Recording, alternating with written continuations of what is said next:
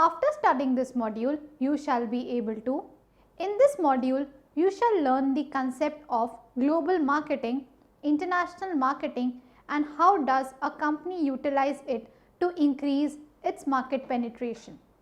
Once done with the case study, we will take you through the difference between global, international marketing and domestic marketing. And once we are done with it, we will look on for advantages and disadvantages of the global marketing strategy. Global marketing. It is an approach adopted by different industries varying from FMCGs to technology to reach its customers' bases across the boundaries of their current market to different geographical locations or to different markets. Global marketing is also known as international marketing, and some people often use both the words interchangeably. Since we have covered the definition of the global marketing, in next section we will cover the concept of global marketing and focus in the definition provided by some famous personalities. Next is the concept of global marketing. Whether an organization market its goods and services domestically or internationally, the definition of marketing still applies.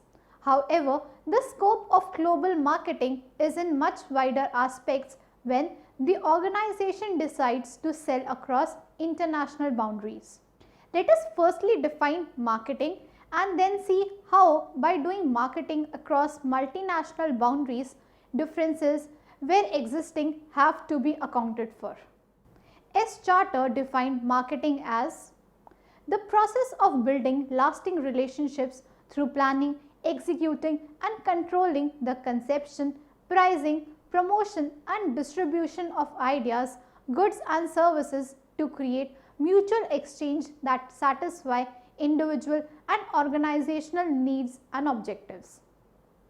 The core concept of marketing are customer value, competitive advantage and focus. This means that organizations have to focus on the market, develop products or services that satisfy customer needs.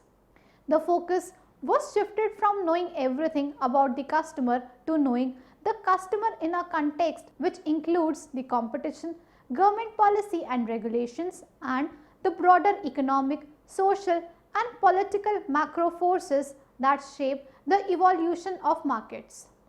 In global marketing terms, this means forging alliances, relationships or developing networks, working closely with home country government officials and industry competitors to gain access to a target market.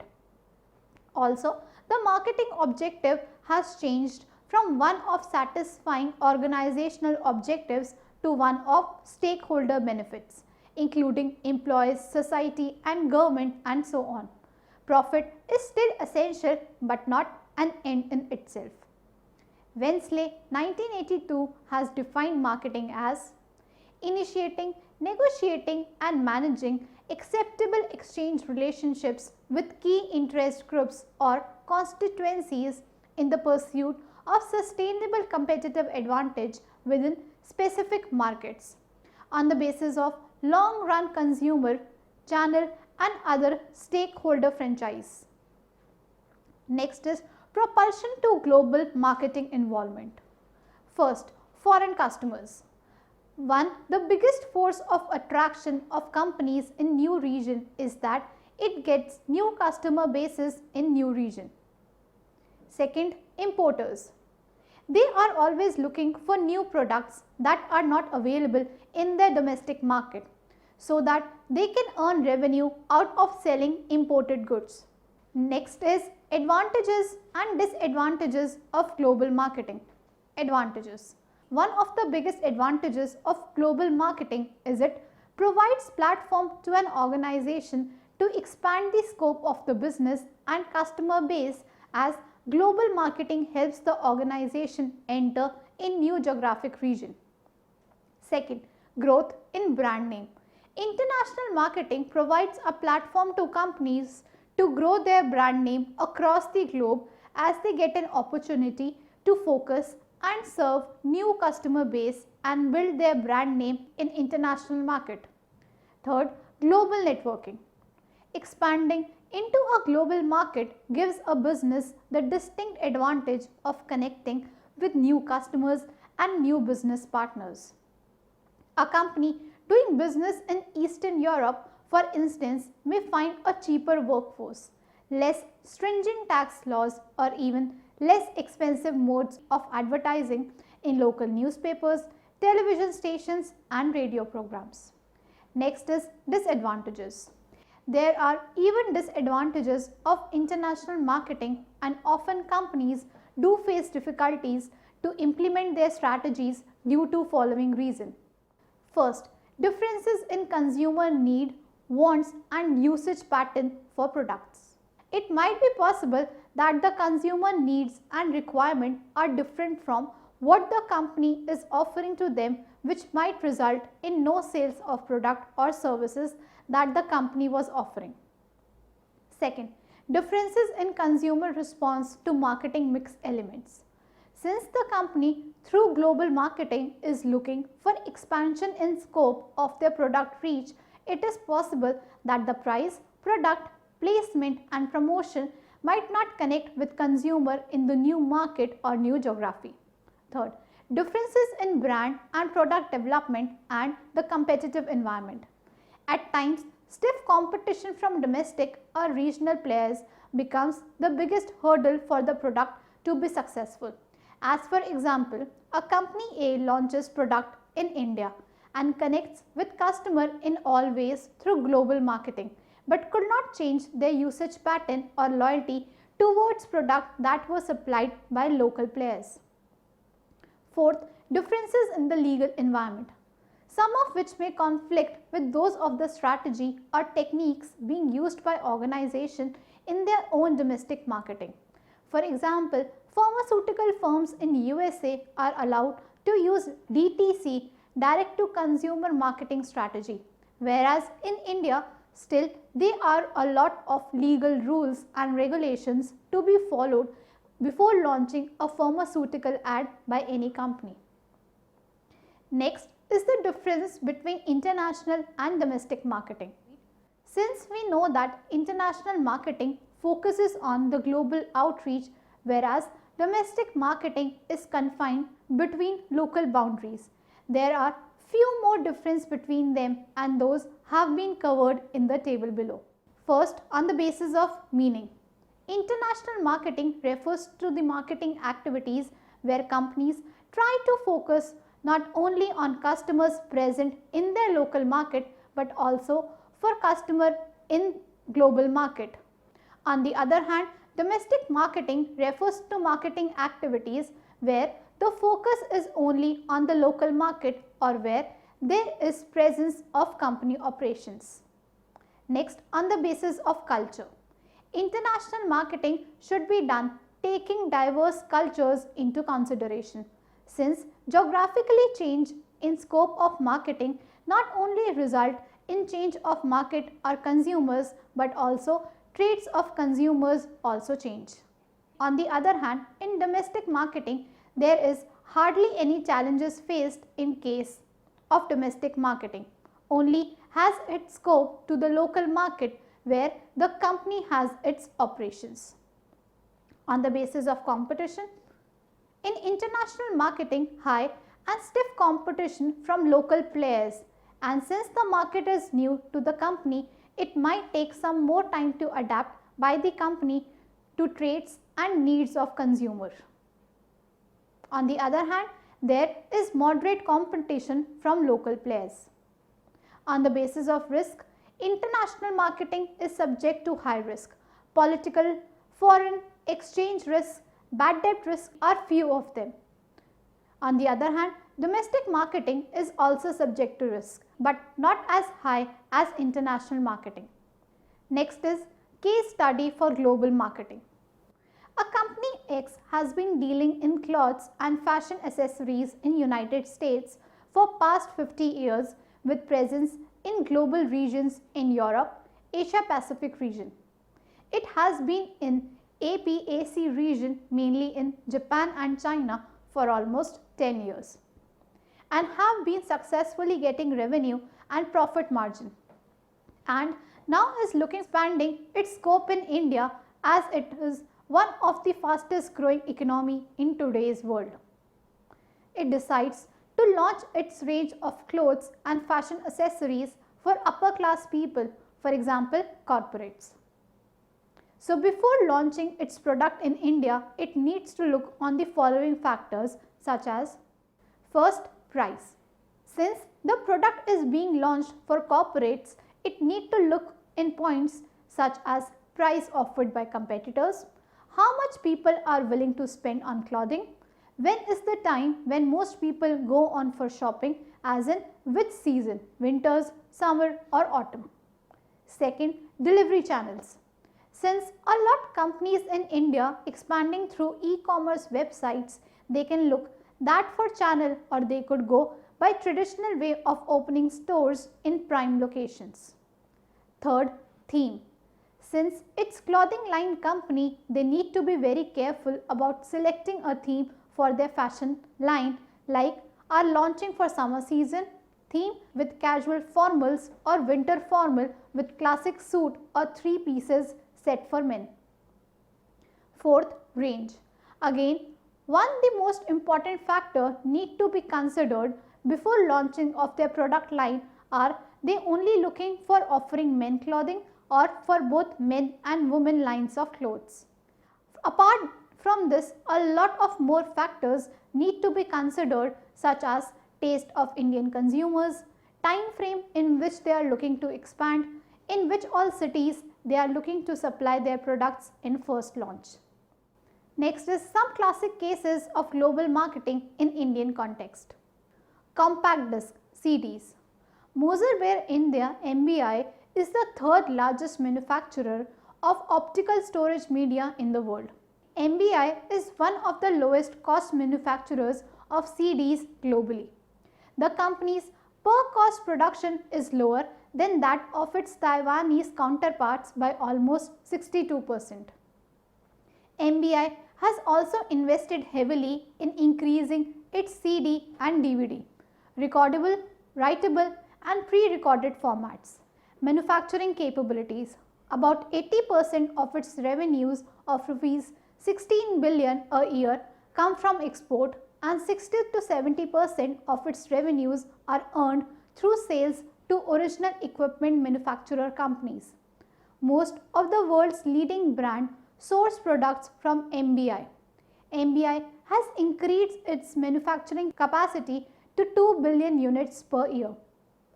The optical storage media industry has a 15 billion unit capacity, of which 70% is confined to Taiwan and Japan.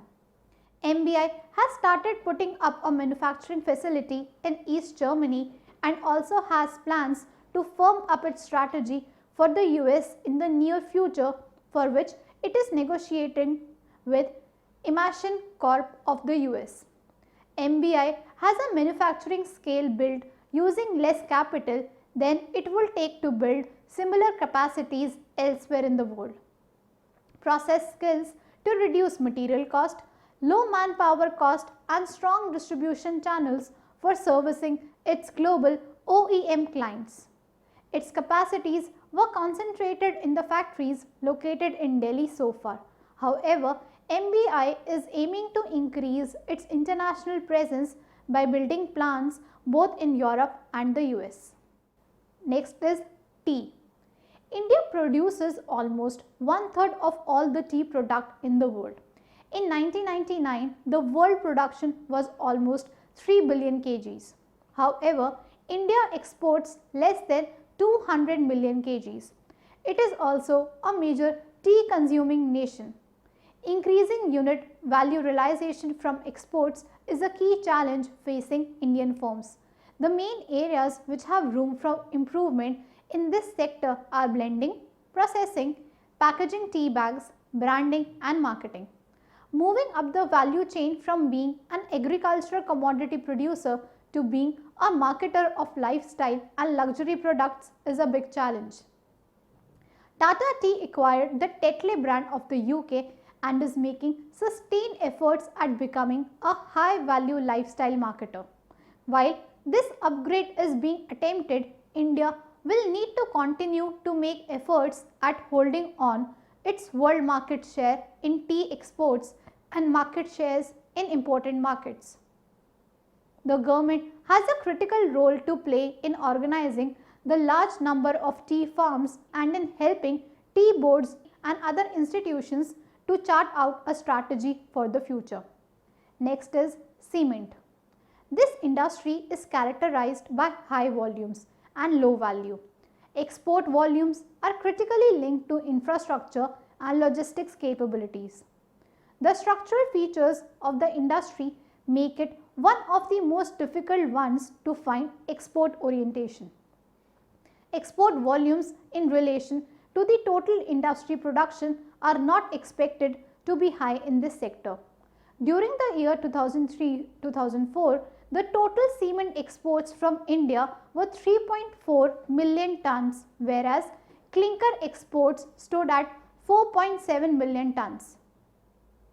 Gujarat Ambuja Cements, the largest exporter, exported 1.7 million tons of cement in the year 2003-2004 and hopes to export 2 million tons in the year 2004-2005. The export price FOB of $46 per ton for October 2004 translates to over rupees 100 per bag and is further expected to rise up to $50. Domestic realization works out to be rupees 90 per bag net of taxes and transport expenses. The export price of clinker also moved up to $32 per ton. Given the volumes of 2003-2004 and the above recent prices, one can arrive at the approximate value of export of this industry, which is $320 million a year. The location of the cement manufacturer is a key source of competitive advantage. Cement companies with coast-based facilities can take advantage of fluctuating international prices. West Coast-based manufacturers include Grasim Industries, Saurashtra Cement and Sanghi Industries. The main destinations for cement exports are the Middle East and the Gulf countries. For instance, Sanghi exports about 80,000 tons of cement and 2 lakh tons of clinker a month to Dubai, Qatar and Saudi Arabia.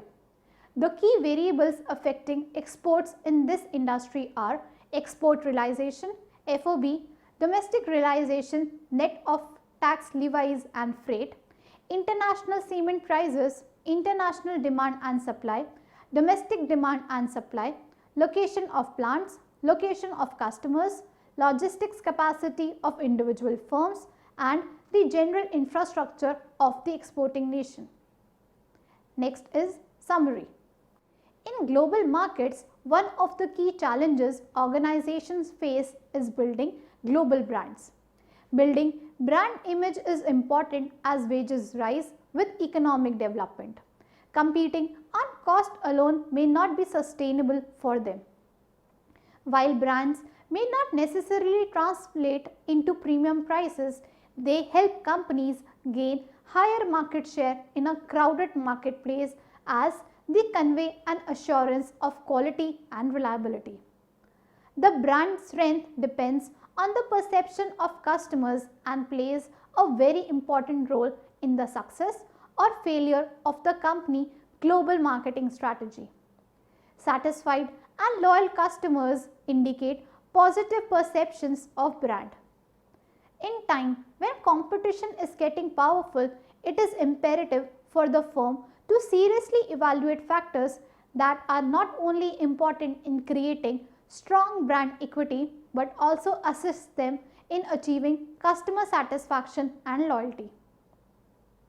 Branding is a major issue in product strategy as the company or organization is launching a new product in new market or a product which is successful in their own region or headquartered country. Branding is expensive and time consuming and can make or break a product. The most valuable brands have a brand equity that is considered an important company asset. The best brand name suggests something about the product's benefits, suggest product qualities, are easy to pronounce, recognize and remember, are distinctive and do not carry negative meanings or connotations in other countries or languages. The development of global marketing has been brought about by a number of variables, both exogenous and endogenous. The evolution of global marketing has been in a series of 4 stages from exporting to truly global operations. These stages have been termed domestic in focus to ethnocentric, polycentric and geocentric. When planning to do global marketing, a number of environmental factors have to be considered, but generally one is looking for unifying or differentiating influences which will dictate a standard or adapted planning approach. Finally, a number of concepts and techniques including the international product life cycle can give insight and a guide to global planning.